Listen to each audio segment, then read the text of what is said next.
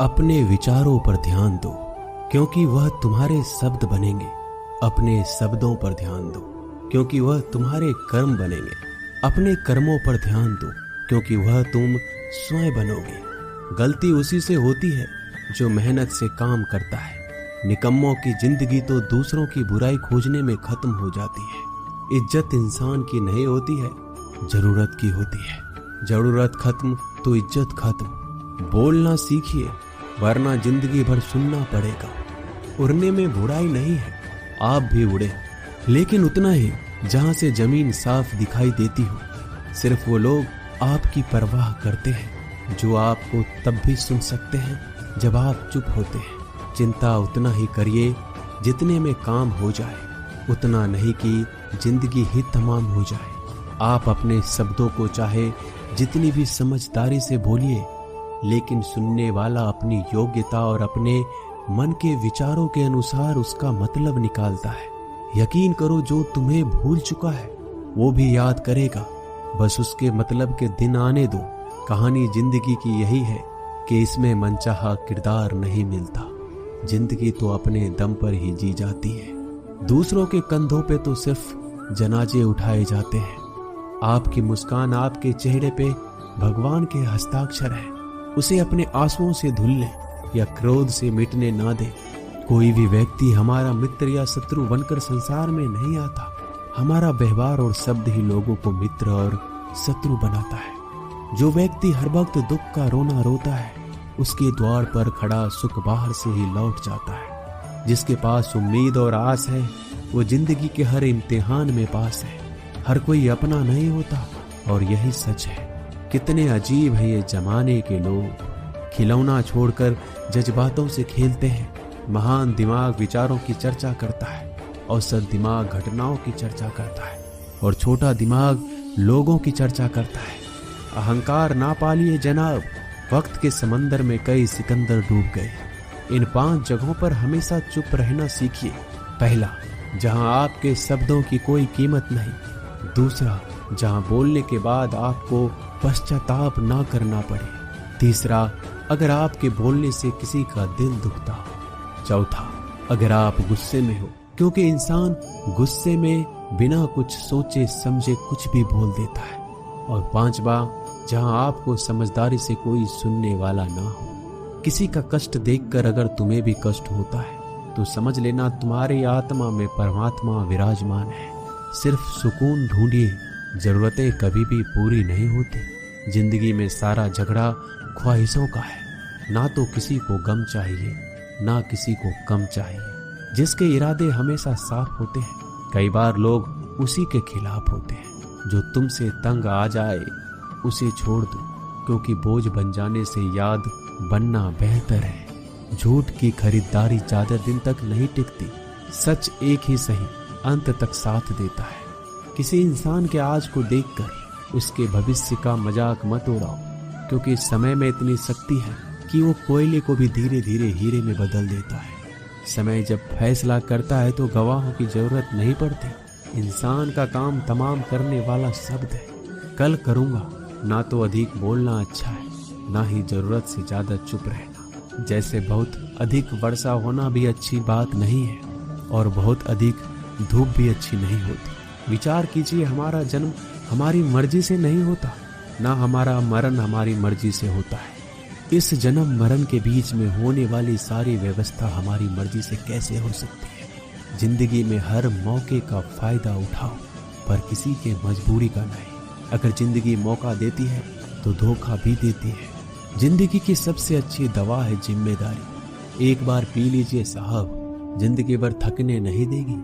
जीवन में प्रयास सदैव कीजिए। लक्ष्य मिले या अनुभव, दोनों ही अमूल्य है।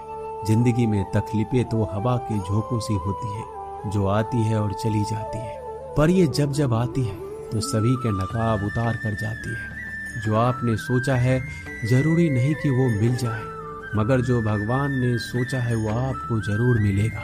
इंसान कर्म करने में अपनी मनमानी कर सकता है, मगर फल भोगने में अपना वो होता है जिसके साथ बातें खुलकर की जा सके। ना कि संभल कर मनुष्य अहंकार और गलतफहमी के कारण महत्वपूर्ण चीजों से दूर रहता है। गलतफहमियां सच नहीं बताती और अहंकार सत्य को देखने नहीं देता। अगर आपके साथ जिंदगी खेल रही है तो आप निश्चित ही एक बेहतरीन खिलाड़ी होंगे। जिंदगी का काम है ठोकर मारना, बिखरना है या निखरना है ये तो आप पर निर्भर करता है। आज तुम्हारे जीवन में कितनी मुसीबतें हैं, इससे कोई फर्क नहीं पड़ता। फर्क पड़ता है तो बस इस बात से कि तुम उसका सामना कैसे करते हो। मनुष्य को इस संसार में जो भी मिला है उसमें उसको खुश रहना चाहिए, जो नहीं मिला है उसके लिए दुख नहीं मनाना चाहिए। इंसान ने जितना उसके लिए सोचा है, भगवान ने उसके लिए उससे ज्यादा सोच कर रखा है। इसलिए कभी भी किसी चीज के बारे में चिंता मत करो। प्रभु श्री राम ने घर में विरोध सहा है, कान्हा ने भी समाज में बहुत सहा है और यह आपके साथ भी होगा। पर अगर इससे आप ऊपर उठोगे तो ही कुछ नाम बनेगा। दूसरों पर निर्भर रहने वाले लोग कभी खुश नहीं रह पाते। इसलिए इस लायक बनिए कि आपकी इच्छाओं का आप स्वयं पूरा कर सके। एक गांव में आग लग गई। आग बढ़ती जा रही थी। गांव वाले अपनी जान बचाने हेतु इधर उधर भाग रहे थे। एक चिड़िया ने इस दृश्य को देखा और अपनी चोंच में पानी भरकर आग बुझाने का प्रयास करने लगा। वो बार बार अपनी चोंच में पानी लाती और आग पर डालती। जब गांव वाले ने चिड़िया को आग पर पानी डालते देखा तो उनमें भी जोश आ गया और बोला, अगर ये चिड़िया प्रयास कर रही है तो हम क्यों नहीं कर सकते। सबने प्रयास किया और आग बुझ गई। ये सब एक कौवा देख रहा था। उसने चिड़िया से कहा कि तेरे पानी डालने से कुछ होना तो था नहीं, फिर ये क्यों कर रही थी। चिड़िया ने कहा, मेरे पानी डालने से कुछ हुआ या नहीं हुआ, लेकिन मुझे गर्व है कि जब इस आग की बात होगी तो मेरी गिनती आग बुझाने वालों में होगी, तेरी तरह तमाशा देखने वालों में नहीं। एक बार एक किसान अपने खेत में काम कर रहा था। खेत में काम करते करते किसान की घड़ी खो गई। कुछ साल पहले ये घड़ी किसान को उसके पिताजी ने दी थी, इसलिए वो घड़ी उस किसान के लिए बहुत कीमती थी। अब किसान सब काम छोड़कर घड़ी ढूंढने लगा, लेकिन बहुत देर होने के बाद भी वो घड़ी नहीं मिली। तभी किसान ने पास में खेल रहे बच्चों को बुलाया और उनसे कहा, बच्चों, इस खेत में मेरी घड़ी गुम गई है। मैं बहुत देर से घड़ी ढूंढ रहा हूँ। तुम में से जो मेरी घड़ी ढूंढने में मदद करेगा मैं उसे एक इनाम दूंगा। इनाम के उत्साह में सब बच्चे उस घड़ी को ढूंढने में लग गए, लेकिन इतने बड़े खेत में छोटी सी घड़ी ढूंढना बहुत ही मुश्किल काम था। कुछ घंटों बाद सब बच्चे जाने लगे। किसान ने भी अपनी उम्मीद छोड़ दी। वो भी घर जाने की तैयारी कर रहा था। आखिर में एक बच्चा किसान के पास आया और बड़े शान से कहा कि सब बच्चे चले गए, बस मुझे थोड़ी देर और घड़ी ढूंढने दीजिए।